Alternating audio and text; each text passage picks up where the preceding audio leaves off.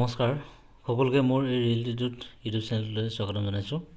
আজি ডিইৰ ফালৰ পৰা এখন উইথড্ৰ নটিছ প্ৰকাশ পালে। যি দেখিছোঁ 4500 শিক্ষক নিযুক্তিৰ প্ৰক্ৰিয়াটো হয়তো ফেব্ৰুৱাৰী মাহতে হয়তো শেষ কৰিব। আহকচোন আমি নটিছখনত কি লিখা আছে চাওঁ। In pursuance of the gov letter vide no E712307/5 dated 17/10/2025 to ensure that there is no overlapping of appointment to same candidate. The candidate who have applied for the post of teachers of LP and UP schools under the Assam Against Advertisement A and B Bhaidnong E573006/28 E573006/32 dated 8/1/2025 and has already been appointed in any post under the government of Assam are hereby requested to visit the official website of the Assam at official website and submit their withdrawal of candidature under Directorate of Elementary Education Assam from the post of teacher from 24/12/2025 to 4/1/2026.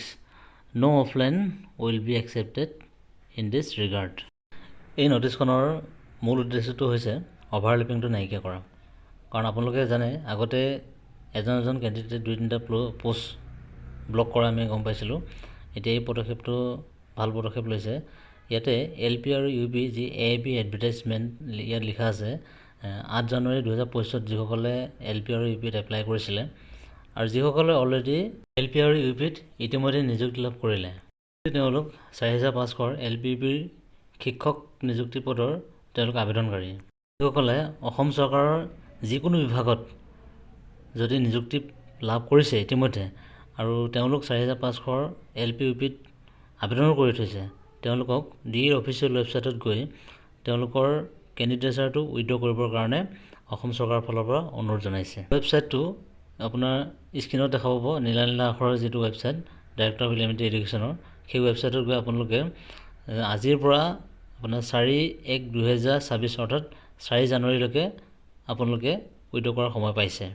আৰু নটিছখনত এইটো কথা উল্লেখ কৰিছে আপোনালোকৰ কোনো ধৰণৰ offline withdraw accept নকৰিব। আপোনালোকে অনলাইনতে যি উইথড্ৰ কৰিব লাগে অনলাইনতে উইথড্ৰ কৰিব লাগিব।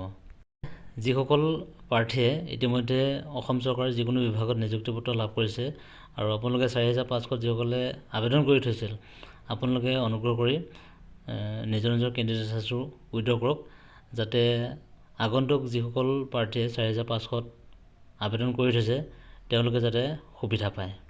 আৰু যি দেখিছোঁ সকলোৱে যদি এই কামটো কৰে নিস্বাৰ্থভাৱে তেতিয়াহ'লে নিশ্চিতভাৱে যিসকল প্ৰাৰ্থীৰ কম নম্বৰ থকাৰ বাবে 5500 তেওঁলোকৰ নাম নাহিল তেওঁলোকৰ হয়তো 4500 কাট অফে হয়তো কভাৰ কৰিব অৰ্থাৎ নিযুক্তি লাভ কৰিবলৈ হয়তো সক্ষম হ'ব।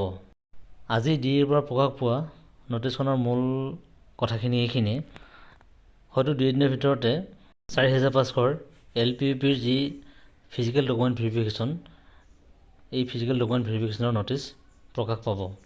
মোৰ এই ভিডিঅ'টিত মূল বিষয়বস্তুখিনি এইখিনিয়ে। যিসকলে মোৰ এই ভিডিঅ'টি শেষলৈকে ধৈৰ্য সহকাৰে চালে সকলোকে ধন্যবাদ জনালোঁ। আৰু যিসকলে মোৰ এই চেনেলটো এতিয়ালৈকে ছাবস্ক্ৰাইব কৰা নাই অনুগ্ৰহ কৰি মোৰ এই চেনেলটো ছাবস্ক্ৰাইব কৰি থ'ব যাতে যিকোনো বিষয়বস্তুৰ আপডেট মোৰ এই চেনেলৰ জৰিয়তে আপোনালোকে আগতীয়াকৈ পায়। শেষত পুনৰবাৰ সকলোকে ধন্যবাদ জনাই মোৰ এই ভিডিঅ'টি ইমানতে সামৰিলোঁ। ধন্যবাদ।